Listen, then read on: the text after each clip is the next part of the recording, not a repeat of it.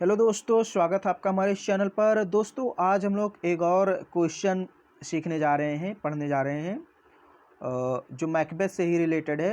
Right note on the significance of the porter scene in Macbeth. Write a note, एक note लिखो, on the significance, महत्व पर, of the porter scene, porter scene के यानी porter scene के महत्व पर एक नोट लिखो इन मैकबेथ। मैकबेथ में जो मैकबेथ प्ले है उसमें पोर्टर सीन का क्या महत्व है ये हमें लिखना है। तो क्वेश्चन आप समझ गए। अब इसमें एक चीज़ और समझनी है आपको, इसको समझ लीजिए तब हम आंसर आपको बताएं। ये जो पोर्टर सीन है दोस्तों, पोर्टर का मतलब होता है, पोर्टर माने क्या होता है?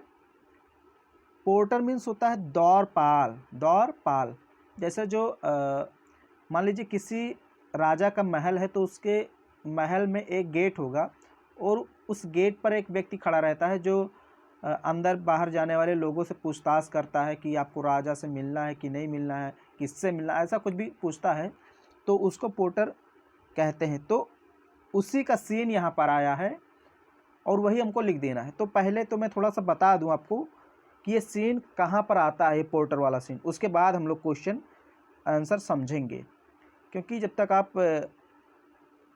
बेसिक नहीं जानेंगे कि कहाँ से सीन है तब तक नहीं समझ पाएंगे। तो मैंने बताया था कि जब राजा डंकन मैकबेथ के पैलेस यानी मैकबेथ के महल में भोजन करने के लिए जाते हैं तो मैकबेथ और उसकी पत्नी लेडी मैकबेथ दोनों मिल करके राजा डंकन की हत्या कर देते हैं।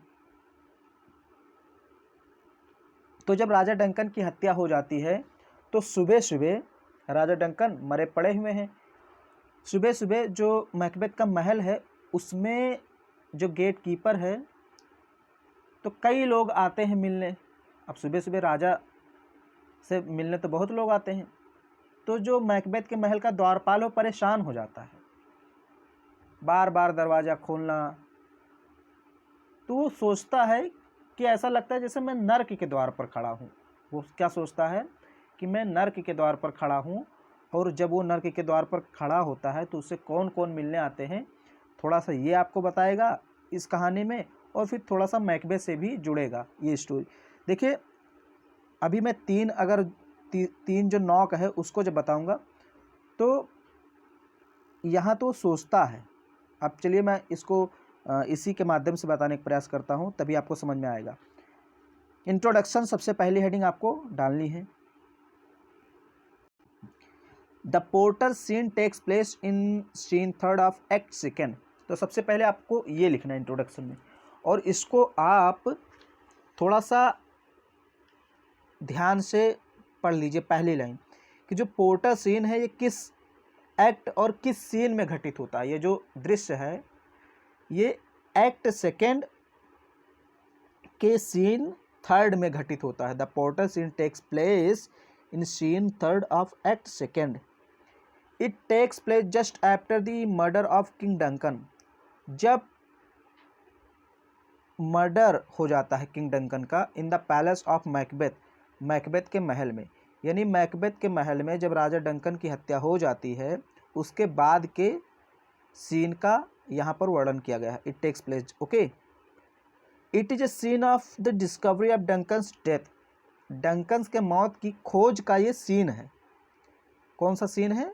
जब राजा की मौत हो जाती है तो लोग मिलने आते हैं सुबह सुबह राजा से कि चले देखिए राजा। अभी उन्हें तो नहीं पता है जो आ रहे हैं मिलने की राजा मारे पड़े हुए अंदर, वे तो सोचते हैं चलो राजा से मिलने, अभी उठे क्यों नहीं। तो वही सीन है, okay. At the early hours of the morning, यानी सुबह के जल्दी समय में, किंग डंकन्स अटेंडेंट्स, राजा के सेवक या हम कहें उसके जो परिचित होते हैं, come to call on him, उन्हें बुलाने आते हैं, उठाने आते हैं कि चलिए राजा जी उठिए, अभी तो आप सोए हुए हैं, बहुत देर हो गई। और ये नहीं जानते हैं कि राजा अंदर मरा पड़ा होगा। They knock at the southern gate of the palace. Palace के दक्षिणी गेट को वे लोग नॉक करते हैं, खटखटाते हैं। द ओवर ड्रंक पोर्टर, और जो पियक्कड़ पोर्टर है, जो द्वारपाल है, वो थोड़ा सा ओवर ड्रंक है, पिए हुए है। At the gate of the palace of Macbeth, Macbeth के पैलेस के गेट पर है। और वो क्या सोचता है थिंक्स सोचता है that is the porter of the hell gate कि वो एक नर्क का द्वारपाल है, नर्क के द्वार का द्वारपाल है, क्योंकि उसे बार बार खोलना बंद करना पड़ रहा है। तो कहते नहीं बहुत लोग कि लगता है मैं जिंदगी नर्क हो गई है, तो ऐसे सोचता है। अब फर्स्ट नॉक होता है तो कौन आता है? जब वो सोचता है कि मैं नर्क के द्वार पर खड़ा हूँ तो पहली नॉक पर कौन आता है? देखिए, द फर्स्ट नॉक हेडिंग डालनी है। The porter at the gate of Macbeth castle thinks that he is a porter of the hell gate. जो मैकबेथ के कैसल यानी महल के गेट पर जो पोर्टर खड़ा हुआ है वो पहली नॉक पर सोचता है, एट द फर्स्ट नॉक, पहली नॉक पर, ही थिंक्स, वो सोचता है that the knocker is a farmer, कि जो नौकर है यानी कि खटखटाने वाला व्यक्ति है वो एक किसान है, वो कमिटेड सुसाइड, जिसने आत्महत्या कर ली है। जब पहली खटखटाहट होती है तो जो पोर्टर होता है वो सोचता है कि ये जो खटखटाने वाला व्यक्ति है ये एक किसान है जिसने आत्महत्या कर ली है। ही एक्सपेक्टेड ए गुड हार्वेस्ट, उसने एक अच्छी फसल की उम्मीद की थी। बट द हार्वेस्ट फेल्ड, लेकिन अच्छी फसल नहीं हुई, फेल हो गई। बीइंग डिसअपॉइंटेड, इसलिए निराश होकर के ही किल्ड हिमसेल्फ, उसने स्वयं को मार डाला। Because he could not bear the shock of the loss, क्योंकि वो हानि के झटके को, शॉक को सहन नहीं कर पाया। ओके, इसलिए उसने स्वयं को मार डाला। The porter advise him to wait, porter उसको एडवाइस देता है कि प्रतीक्षा करो। And bring a handful of handkerchief, और हमारे लिए कुछ रुमाल लेकर आओ। To soak his sweats in burning hell, ताकि मैं अपना पसीना पूछ सकूँ इन बर्निंग हॉल, इस तपते हुए नर्क में, क्योंकि नर्क में यातनाएं दी जाती है ना, तो वो जो नर्क है वो जल रहा है, तप रहा है। तो द्वारपाल कहता है कि जाओ तुम पहले मेरे लिए एक रुमाल लेकर आओ, फिर मैं तुम्हें नर्क के अंदर जाने दूंगा। वेट, अभी प्रतीक्षा करो। ओके, तो पहले नॉक पर एक किसान आता है, ओके, जिसने सुसाइड कर लिया है। अब जो दूसरा नॉक होता है, द सेकेंड नॉक, उस पर कौन आता है? At the second knock the porter thinks that, second knock पर पोर्टर सोचता है that the knocker is a equivocator, कि जो खटखटाने वाला व्यक्ति है, दस्तक देने वाला व्यक्ति है, ये एक दलाल है। That this double dealer committed treason in the name of religion, और इसने धर्म के नाम पर विद्रोह कर दिया है। Yet he could not be admitted to heaven for all his art, लेकिन फिर भी उसके सारी चालाकियों और कलाओं के बावजूद उसे स्वर्ग में जगह नहीं मिली है। The porter orders him to get into the hell, porter उसको भी ऑर्डर देता है कि जाओ नर्क में, उसको भी नर्क में ढकेल देता है, जाओ। अब तीसरा नॉक होता है, the third knock.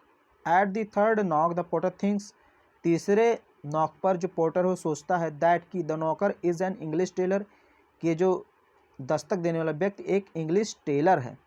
Who stole from clothes, जो कपड़े चुराता है। Given to him for the sake of tailoring, जो उसे सिलने के लिए दिए जाते हैं, जो उसे सिलने के लिए कपड़े दिए जाते हैं उनमें से वो कपड़े चुराता है। For stealing from the French hose, यानी कि एक फ्रेंच व्यक्ति था, उसके पैजामे से उसने कपड़े चुराए हैं। So he was subjected to hell, इस होज का मतलब पैजामा। So he was subjected to hell, इसलिए उसको नर्क के लिए जगह मिली है, यानी उसको नर्क नसीब हुआ है। Okay, the porter also admits him into hello, porter उसको भी कहता है जाओ नर्क में, उसको एडमिट कर लेता है। ही वॉन्ट्स हिम दैट, वो उसको चेतावनी देता है कि he will have to bear the heat of hell, कि उसको नर्क की गर्मी बर्दाश्त करनी पड़ेगी। Which is hot enough to roast his goose, जो उसके गूज को पकाने के लिए पर्याप्त है। ओके, अब देखिए वास्तव में गूज यहाँ कोई रिलेटेड नहीं है, ये तो उस नर्क की बात कर रहा है। गूज आप कह सकते हैं जैसे हंस कह सकते हैं, तो यहाँ पर ये वास्तविकता से कोई इसका संबंध नहीं कि यहाँ जो मैकबेथ के पैलेस में जो घटना घट रही उससे नहीं, ये तो वो सोचता है द्वारपाल कि अगर मैं नर्क के द्वारपाल पर होता तो क्या होता, ये इसका वास्तविकता से कोई संबंध नहीं। Okay, there is a further knock, एक और नॉक होता है। He does not understand who the knocker is, और जो पोर्टर होता है समझ नहीं पाता कि खटखटाने वाला व्यक्ति कौन है। Porter says that he had planned sinners from all trade to admit into his burning hell to undergo their punishment, और वो जो सोचता है, पोर्टर कहता है कि मैंने निर्णय कर लिया, प्लान यानी प्लान बना लिया, योजना बना लिया कि सभी क्षेत्र के पापियों को, चाहे वो जिस क्षेत्र के हो, आल ट्रेड का मतलब कोई भी व्यवसाय हो, उन सभी व्यवसायों के पापियों को मैं जलते हुए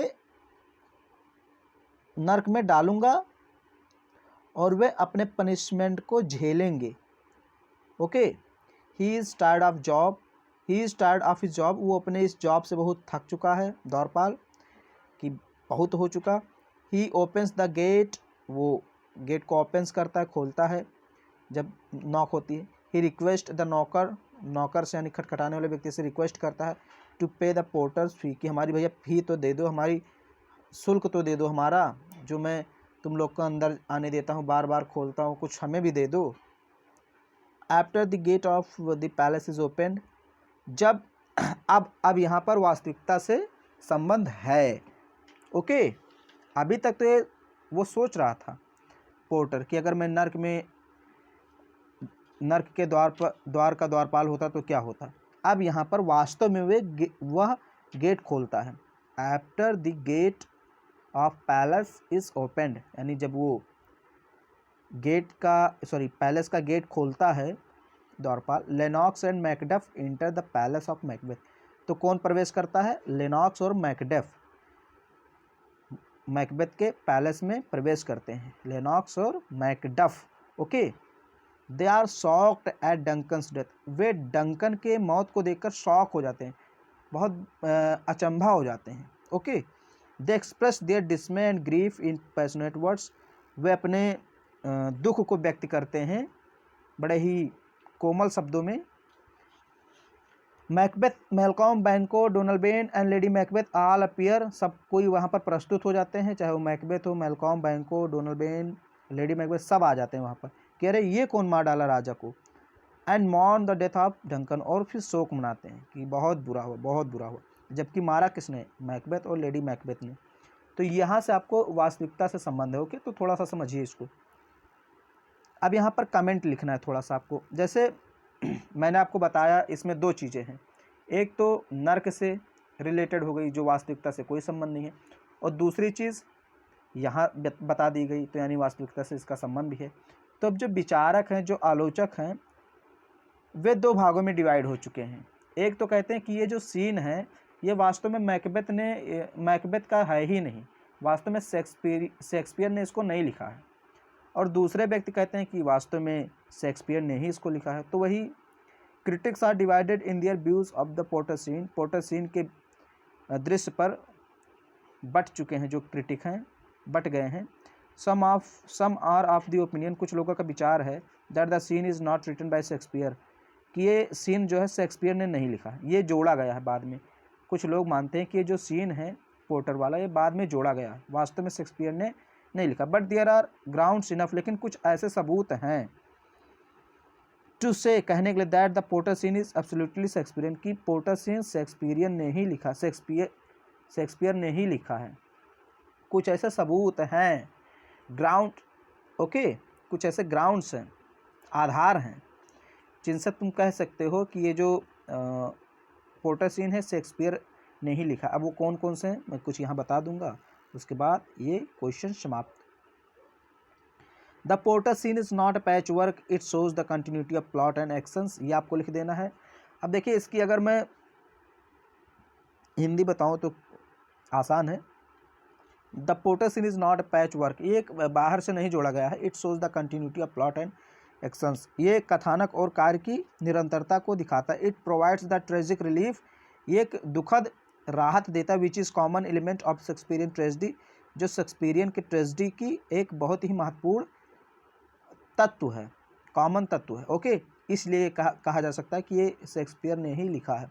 the porter scene has been introduced to satisfy the demand of the theatre going public during the time of Shakespeare, चूँकि उस समय शेक्सपियर के समय जो लोग थे वो ऐसे पोर्टर सीन की ज़्यादा डिमांड करते थे, इसलिए उनको संतुष्ट करने के लिए, सेटिस्फाई करने के लिए इसको जोड़ा गया है।